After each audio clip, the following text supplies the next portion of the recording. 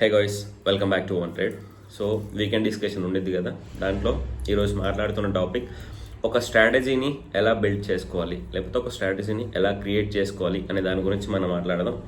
Before going to that ఒక few points.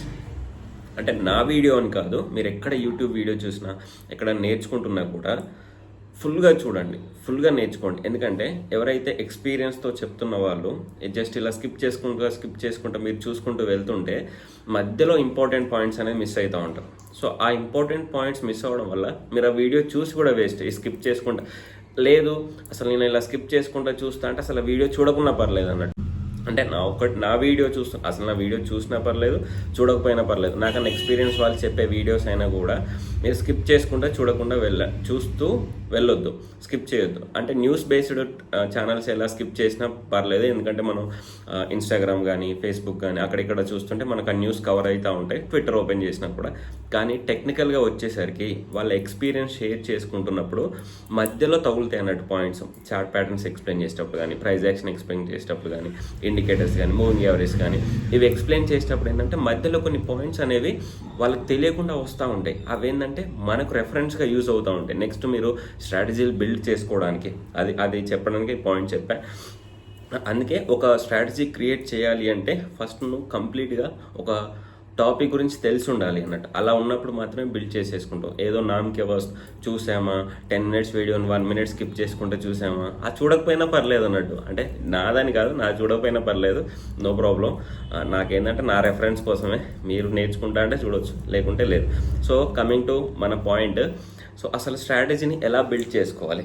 So same చెప్పిన టాపికే, స్ట్రాటజీని ఎలా బిల్డ్ చేసుకోవాలి అంటే ఫస్ట్ నీకు 2 types ఆఫ్ స్ట్రాటజీస్ ఉంటాయి అన్నట్టు. ఒకటి టెక్నికల్గా ఉంటుంది, ఇది టెక్నికల్ అనుకోండి, ఇది ఫండమెంటల్ అనుకోండి.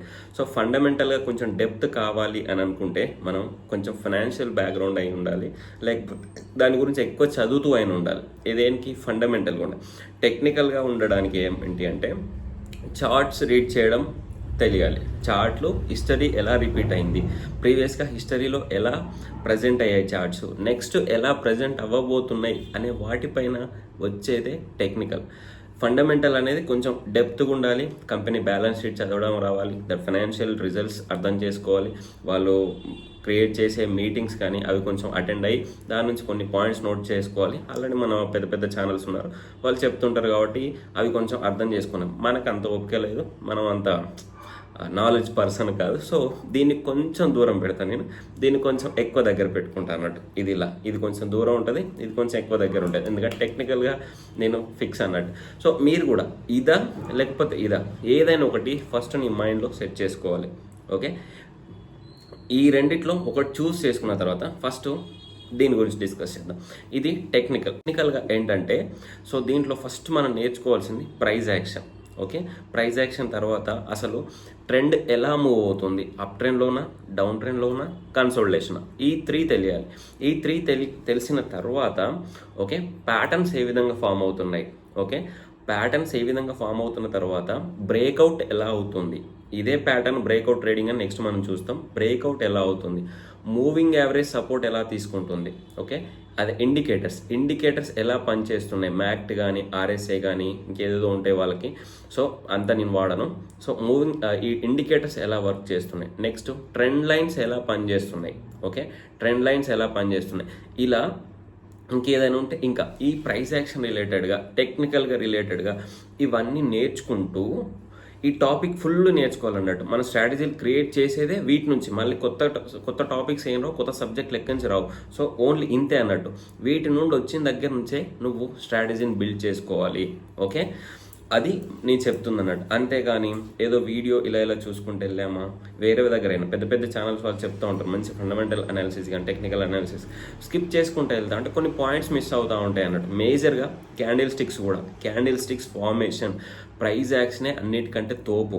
నేను ఆల్రెడీ టెలిగ్రామ్లో కొన్ని పోస్టులు పెడుతున్నా, అక్కడ ఇండికేటర్స్ కానీ మూవింగ్ యావరేజెస్ కానీ నేను ఏం యూజ్ చేయట్లేదు, కానీ ప్రైజ్ యాక్షన్ క్యాండిల్స్ సపోర్ట్ దగ్గరకు వచ్చిన దగ్గర కానీ రెసిస్టెన్స్ దగ్గర వచ్చినప్పుడు కానీ ఎలా రియాక్ట్ అవుతుందో చూడమని చెప్తున్నా నేను. అలానే ఆ క్యాండిల్ స్టిక్ ఏంటి అని క్వశ్చన్ చేస్తున్నా కింద, అది మీకు అర్థమవుతుంది కదా. సో నేను అక్కడ ఎలాంటివి వాడట్లేదు, ఎక్స్ట్రా థర్డ్ పార్టీ రిలేటెడ్ కానీ లేకపోతే ఇండికేటర్స్ కానీ లేకపోతే ఇంకేదని ఏది వాడట్లేదు. ఓన్లీ ప్యూర్లీ ప్రైజ్ యాక్షన్ పైన క్యాండిల్ స్టిక్ ఫార్మేషన్ ఎలా ఉంది, అక్కడ నుంచి ప్రైస్ ఎలా రియాక్ట్ అవుతుంది, ఏ టైప్ ఆఫ్ ప్యాటర్న్ ఫామ్ అవుతుంది అనే వాటి మీదనే నేను స్ట్రాటజీ బిల్డ్ చేస్తున్నా. సో ఇప్పుడు స్ట్రాటజీకి వస్తే, సో స్ట్రాటజీని ఎలా బిల్డ్ చేసుకో. ఫర్ ఎగ్జాంపుల్ ప్రైజ్ యాక్షన్లో ఉన్న మేజర్ క్యాండిల్ స్టిక్స్ ఏవైతే ఉన్నాయో వాటిని ఒక నోట్ డౌన్ చేసేసుకొని ఫర్ ఎగ్జాంపుల్ బుల్లిష్ ఎంగిల్ఫింగ్ కానీ, బేరిష్ ఎంగిల్ఫింగ్ కానీ, పిన్ బార్ కానీ, నెక్స్ట్ ఇంకా ఉన్నాయి కదా మనకు హ్యామర్ కానీ, ఇన్వర్టర్ హ్యామర్ కానీ, షూటింగ్ స్టార్ కానీ.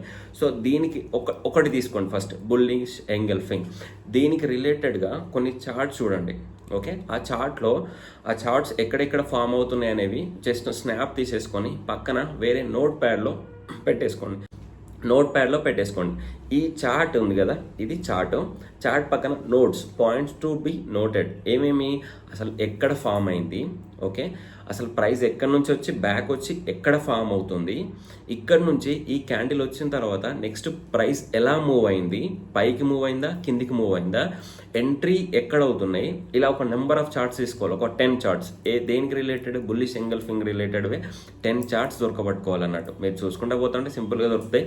సో వాటిని అక్కడ నుంచి ప్రైస్ ఎక్కడ ఎంటర్ అయితే నెక్స్ట్ బెనిఫిట్ ఉంటుంది, దాని కింద ఎక్కడ స్టాప్ లాస్ పెడితే మనకు బెనిఫిట్ ఉంటుంది అనేది ఈచ్ అండ్ ఎవ్రీ క్యాండిల్ స్టిక్స్కి మీరు స్టార్ట్ చేయాలి పాయింట్స్ నోట్ చేయడం.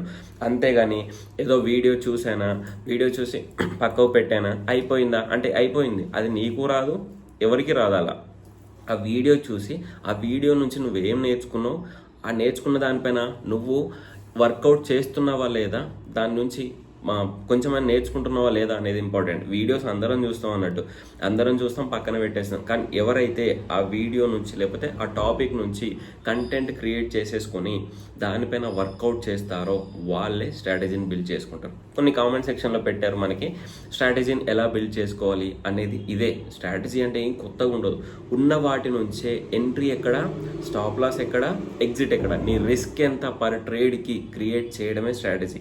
నీ టార్గెట్ ఎక్కడ ఉంటుంది అనేదే స్ట్రాటజీ, అంతే, అంతకు మించి ఏముండదు. సో ఇప్పుడు బుల్లిష్ ఎంగల్ఫింగ్ అయిపోయింది కానీ నెక్స్ట్ పిన్ బార్ వచ్చింది కానీ హ్యామర్ వచ్చింది కానీ, వీటికి హ్యామర్ రిలేటెడ్ చార్ట్స్ అన్ని ఒక డాక్యుమెంట్లో, పిన్ బార్ రిలేటెడ్ చార్ట్స్ అని ఒక డాక్యుమెంట్లో ఇలా చేసుకొని అక్కడ నుంచి హ్యామర్ తర్వాత ప్రైస్ ఎలా మూవ్ అవుతుంది, ఎలా రియాక్ట్ అవుతుంది అనే వాటి గురించి స్ట్రాటజీ క్రియేట్ చేసుకో. ఇది ప్రైస్ యాక్షన్లో క్యాండిల్ స్టిక్ రిలేటెడ్ స్ట్రాటజీ.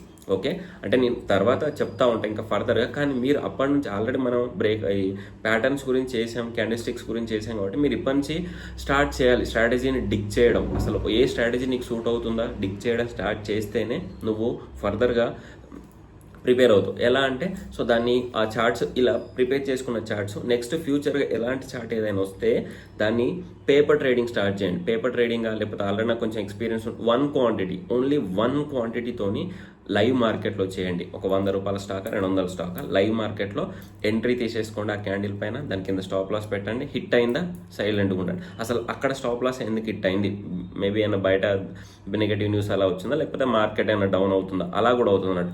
అక్కడ హిట్ అయిన వెంటనే నెక్స్ట్ మళ్ళీ బ్యాక్ వెళ్తుంది అన్నట్టు.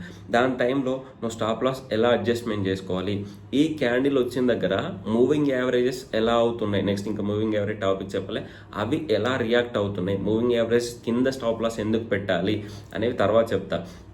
సో ఇలా ఈ క్యాండిల్ స్టిక్స్కును నెక్స్ట్ మన చార్ట్ ప్యాటర్న్స్ రిలేటెడ్గా ఉన్నటువంటి స్ట్రాటజీని మీరు స్టార్ట్ చేయండి.